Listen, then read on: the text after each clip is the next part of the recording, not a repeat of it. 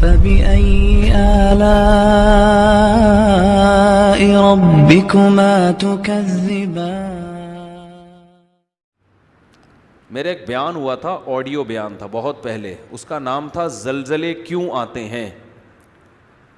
اس بیان کا نام تھا زلزلے کیوں آتے ہیں. بہت پہلے بیان ہوا تھا, اس وقت ویڈیو بیان نہیں آتے تھے, تو وہ مجھے اپنا وہ بیان ذہن میں آ گیا. ہمارے ہاں جب بھی کوئی دنیا میں طوفان آتا ہے, زلزلے آتے ہیں, بارشوں میں سیلاب آتے ہیں, تو دو انتہاؤں کی طرف لوگ جاتے ہیں. ایک انتہا تو ہے جو لبرلزم لوگ ہیں, لبرلزم کو فالو کرنے والے لوگ, جو لبرل نام نہاد لبرل لوگ, وہ کیا کہتے ہیں, بھائی یہ قدرت کا نیچر کا ایک سسٹم ہے, کسی بھی وقت کچھ بھی ہو سکتا ہے, لہذا اس میں اپنے گناہوں سے توبہ کرنا, اللہ کے سامنے گڑ گڑانا, ان تکلفات کی بالکل بھی ضرورت نہیں. چاہے کرونا ہے یا کوئی بھی وبائیں ہیں, اس کا خدا کے عذاب سے کوئی تعلق نہیں ہے. بھائی پلیٹیں ہیں زمین کی, ہلیں گی تو دھسیں گے سارے. جب زمین سے اتنی گیس نکال رہے ہو, اتنا آئل نکال رہے ہو, تو خلا پیدا ہوتا ہے نا, وہ خلا پور ایسا ہی ہوگا کہ ایک طرف کا حصہ کھسک کے یہاں جائے گا, تو وہ زمین ہے وہ کوئی چھوٹی موٹی چیز تو نہیں ہے. جب ادھر سے کھسک کے گیا تو 2-4 پہاڑ دائیں بائیں ہو گئے. جب 2-4 پہاڑ دائیں بائیں ہوئے تو وہ باقی ایڈجسٹ کرنے کے لیے وہ بھی کھسک جاتے ہیں. تو کھسکتے کھسکتے دہلی سے زلزلہ چلا تھا اور پہنچتا کہاں تک ہے, لاہور تک, اور درمیان میں بہت سے لوگوں کو لقمہ اجل بناتا ہوا جاتا ہے. تو وہ کہتے ہیں ایک تو سائنٹیفک حقیقت ہے, اس کا خدا کے عذاب سے اور ثواب سے کیا تعلق ہے. بھائی کیا کریں یار, پھر وہی باتیں اب سمجھانا مشکل ہو رہا ہے. وہ کہہ رہے ہیں سیلاب جو آتا ہے نا, یہ دریا کا پانی امڈ آیا اور گاؤں کے گاؤں پی گیا, اس کا کسی کے نیک اور برے ہونے سے کوئی تعلق نہیں ہے, نہ اس میں خدا سے توبہ استغفار کرنے کی ضرورت ہے. جو نام نہاد لبرل ہیں وہ یہی کہتے ہیں, اس میں توبہ کی کیا ضرورت ہے.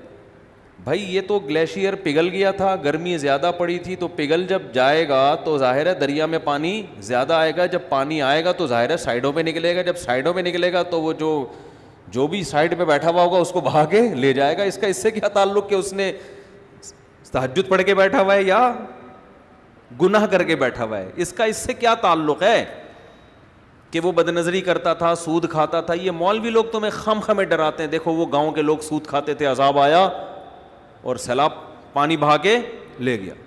اس کا اس سے کیا تعلق ہے. اس لیے توبہ ووبہ کرنے کی ضرورت نہیں ہے. یہ بھی ایک انتہا ہے. دوسری انتہا جو بعض مذہبی لوگ کرتے ہیں, وہ انتہا یہ ہے کہ ہر قدرتی آفت کو کسی گناہ کا نتیجہ قرار دیتے ہیں. یہ بھی 100% غلط ہے. نہ قرآن کی یہ تعلیمات ہیں, نہ نبی صلی اللہ علیہ وسلم کی یہ تعلیمات ہیں. ہمیں پتہ چلتا ہے اسلامی تاریخ سے, قرآن و سنت سے, کہ بہت سے نیک لوگوں پر بھی عذاب آئے ہیں.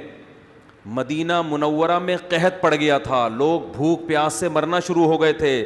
حضرت عمر کا دور خلافت تھا. اس سے اچھا دور کائنات میں آ سکتا ہے؟ قحط پڑا ہے, طاعون کی بیماری پھیلی, 25,000 صحابہ اور تابعین لقمہ اجل بن گئے, جو اس وقت دنیا کے بہترین لوگ تھے, مگر وبا پھیلی ہے اور ہزاروں لوگوں کو اس نے لپیٹ لیا, جن میں زیادہ تر صحابہ اور تابعین تھے. نہیں آ رہی بات میرا خیال. تو یہ کہنا کہ وہاں زلزلہ جو آیا تھا تو اصل میں وہاں اس قسم کے لوگ رہتے تھے اس لیے آیا تھا, تو کوئی بھی جب قدرتی آفت آتی ہے اللہ کی طرف سے, اس کو لازمی کسی گناہ کا نتیجہ قرار دینا, یہ بھی قرآن و سنت کی تعلیم کے خلاف ہے. آفتیں نیک لوگوں پر بھی آتی ہیں اور برے لوگوں پر بھی آتی ہیں. ہم قرآن و سنت میں جب غور کرتے ہیں نا, تو ہمیں 2 قسم کی آفتیں ملتی ہیں, اس زمین پہ ہوتی ہیں 2 قسم کی.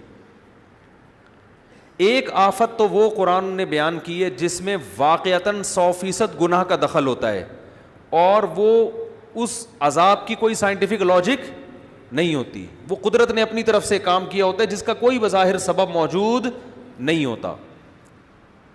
ایسی آفتیں بھی آئی ہیں, جیسے قوم عاد اور قوم سمود پر جو عذاب آیا, قرآن کے ظاہر سے پتہ یہ چلتا ہے کہ اس عذاب کی کوئی ریزن، یعنی کوئی ریزن کا مطلب کوئی سائنٹیفک لاجک نہیں تھی اس کی. جب اس قوم کی نافرمانی حد سے بڑی ہے، اللہ کو غضب آیا، اللہ نے آسمان سے بادل بھیجے، قوم کہنے لگی ھذا عارض ممطرنا، یہ تو گہرے بادل ہیں، ہمیشہ سے آتے ہیں، بارشیں برسیں گی. ان کے پیغمبر نے کہا بل ہوا مستعجلتم بہ، اس سے بارش نہیں برسے گی، اس دفعہ اس بادل سے کیا برسے گا؟ پتھر برسیں گے. اللہ ہم سب کو پناہ میں رکھے. اور ایسے پتھر برسیں گے تدمر کل شیء بامر ربها، ہر چیز کو اللہ کے حکم سے یہ پتھر توڑ ڈالیں گے. اور ایسی ہوائیں اللہ نے بھیجی کہ 7 دن 8 راتیں، سخرها علیہم 7 لیال و 8 ایام، 7 راتیں اور 8 دن. ایسی ہوا چلے گی کہ جو تمہیں اٹھا کے پٹخ دے گی. اور اللہ فرماتے ہیں کہ انہم اعجاز نخل خاویہ، جیسے کھجوروں کے درخت الٹے پڑے ہوئے ہوتے ہیں نا، ایک ہفتہ طوفان میں جب تھما 1 ہفتے کے بعد تو وہ لوگ ایسے پٹکے ہوئے پڑے ہوئے تھے، مرے ہوئے، جیسے کھجور کے تنے پڑے ہوئے ہوتے ہیں. لمبے قد کے لوگ تھے. نوح علیہ السلام کی قوم پر جو عذاب آیا، عذاب کے کوئی آثار نہیں تھے. ان کے جو محکمہ موسمیات اس دور کے تھے، وہ جو آثار دیکھ کے بتاتے تھے، ظاہر ہے یہ تو ہر دور میں کچھ لوگ علامتیں دیکھ کے بتاتے ہیں نا، تو وہ کہہ رہے تھے کہ کوئی بارش کی رپورٹ، بولتے کیوں نہیں بھائی، نہیں ہے. تبھی وہ حضرت نوح علیہ السلام کا مذاق اڑاتے تھے. حضرت نوح علیہ السلام جب کشتی تیار کر رہے تھے اللہ کے حکم سے، تو قرآن کہتا ہے کلما مر علیہ ملأ من قومہ سخروا منہ، جب بھی لوگ گزرتے مذاق اڑاتے. اس لیے کہ اس دور کے جو ماہرین تھے، جو بھی موسم کو دیکھ کے اندازہ لگاتے تھے کہ بھئی نہ یہ ایسا مہینہ ہے کہ جس میں بارشیں ہوتی ہیں، نہ دور دور تک ہمیں بارش کی کوئی آثار نظر آ رہے ہیں، تو اچانک اتنی بارش کہ آپ کشتی میں تیرنا شروع کر دیں، ایسی بارش تو ہم نے کبھی زندگی میں دیکھی نہیں ہے. تو وہ فل مذاق اڑا رہے تھے ان کا. سخروا منہ، قرآن کہتا ہے ہمیشہ جب بھی گزرتے مذاق اڑاتے کہ معاذ اللہ ان بے وقوفوں کو دیکھو کہ نہ بارش کا سیزن ہے، نہ بارش کے دور دور کوئی آثار ہیں. اور اگر بالفرض بارش غیر متوقع ہو بھی گئی تو اتنی بارش تو ہم نے زندگی میں کبھی نہیں دیکھی کہ آپ اس میں باقاعدہ کشتیاں بنا کے پہلے سے بیٹھنے کا انتظام کرو. یہ تو حماقت ہے. لیکن نوح علیہ السلام کیا کہتے تھے، اور ان کے ایمان والے کہتے تھے ان تسخروا منا فانا نسخر منکم، ان قریب جیسے تم ہمارا مذاق اڑا رہے ہو نا، ہم تمہارا مذاق اڑائیں گے.